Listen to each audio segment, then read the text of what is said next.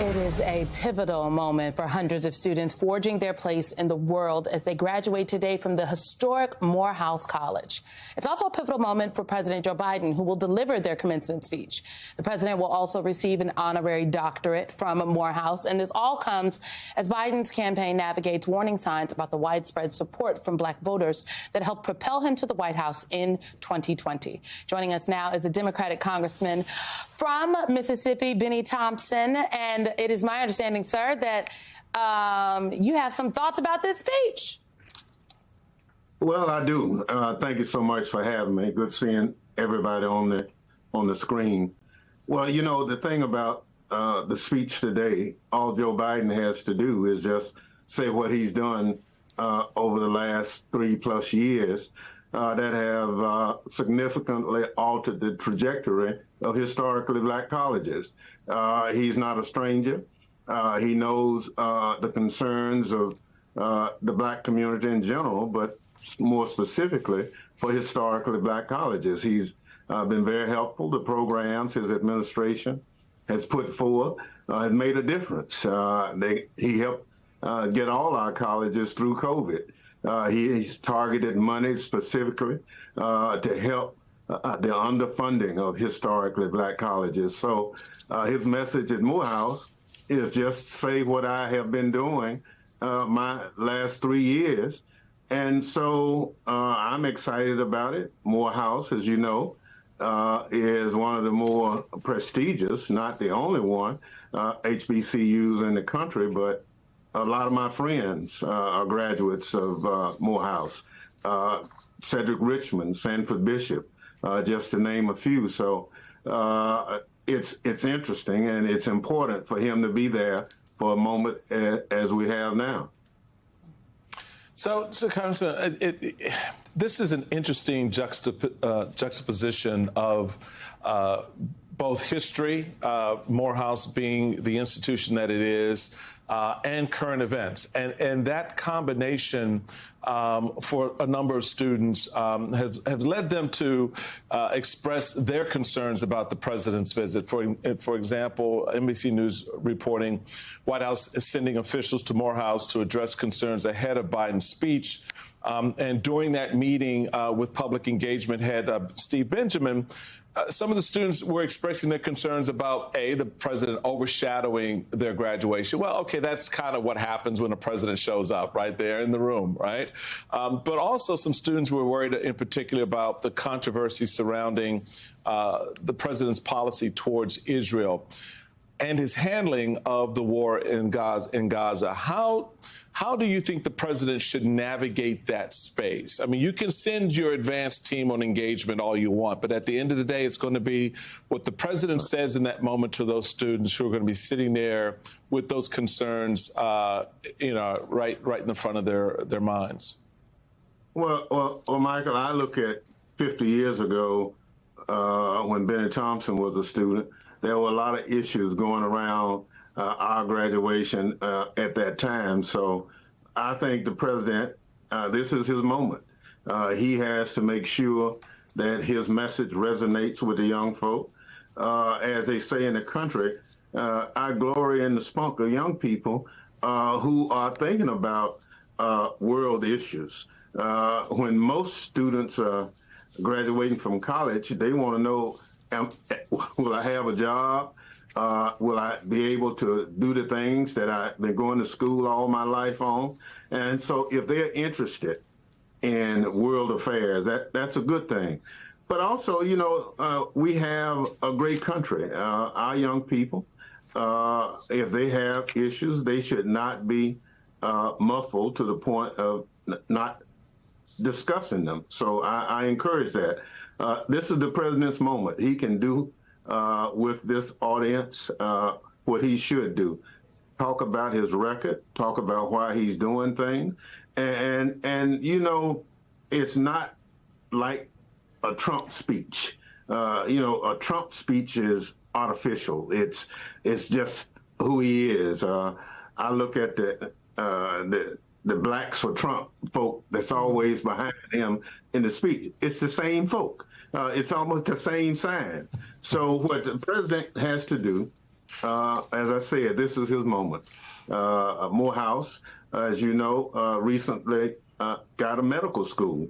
We're short on doctors all around this country, especially in the minority community. He needs to talk about his investment in education. The fact that he was a main proponent of the Affordable Care Act as vice president, and that legacy lives on up to this point. So you have to just run and speak on your record.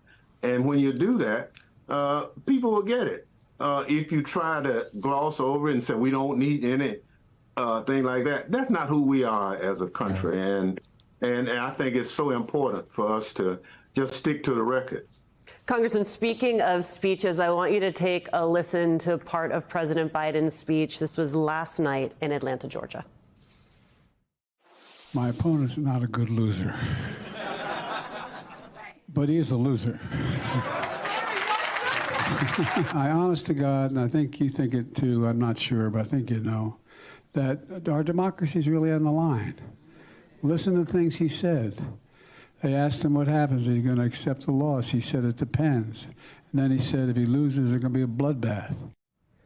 To the president's point about the former president being a loser but not a good loser, you have Republicans in Congress also not the best losers. Matt Gaetz tweeting a picture of him listening to the former president at the courthouse on Friday and tweeting, standing back and standing by Mr. President. I just wonder how much it alarms you that your Republican colleagues are echoing the language of the Proud Boys of January 6th in advance of this presidential election. Oh, it bothers me quite a bit. As you know, I chaired the January 6th Select Committee, and so much of the language that I'm hearing now was the kind of language that got us into that mess on January 6th. When Donald Trump says he wants to be a dictator for a day, or when he says that the individuals that we have prosecuted to the fullest extent of the law are somehow hostages, we have to be very careful. Those are warning signs, and there are a lot of people out here who will follow Donald Trump to the bitter end, but that following him is not a good thing because he's not a proponent of democracy. He wants the gospel, according to Donald Trump, to be the order of the day. And so we have to push back at every opportunity. So the president's right. He's a loser. He can't even say, if I lose, then the people have spoken. And this democracy, as you know, has stood firm on the fact that the people make choices. And when they make choices with their vote, then within reason, it's over. That within reason is recounts, going to court, and you're done. But they can't accept it. You know, Congressman, I'm struck by, I'm always struck by Donald Trump's comments, frankly, and those of Matt Gaetz and others who are echoing his, as Alicia rightfully noted earlier this morning, his authoritarian rhetoric. You're the ranking member on Homeland Security, the Homeland Security Committee. What are the, within reason, what you can tell us, what are the intelligence assessments saying? What are the bulletins? Are you concerned? Has this rhetoric revealed itself to be potentially dangerous as of late? Like, are there any signs that we should be looking out for? Well, within reason, I can tell you that domestic terrorism is a clear and present danger in this country.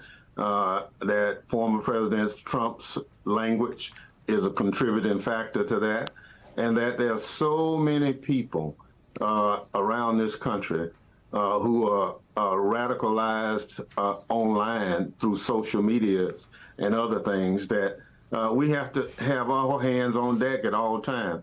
At fusion centers all around the country, monitoring a lot of these things just to make sure the FBI, other organizations are looking at it. But I can say with absolute certainty that things are different, that when you hear things the president said at the NRA convention yesterday, those things are very troubling. And individuals hearing that, that's kind of a call to arms. Matt Gaetz, he's just trying to stay out of his ethics cabal and everything else he's dealing with. But the Matt Gaetz of the world are not helpful.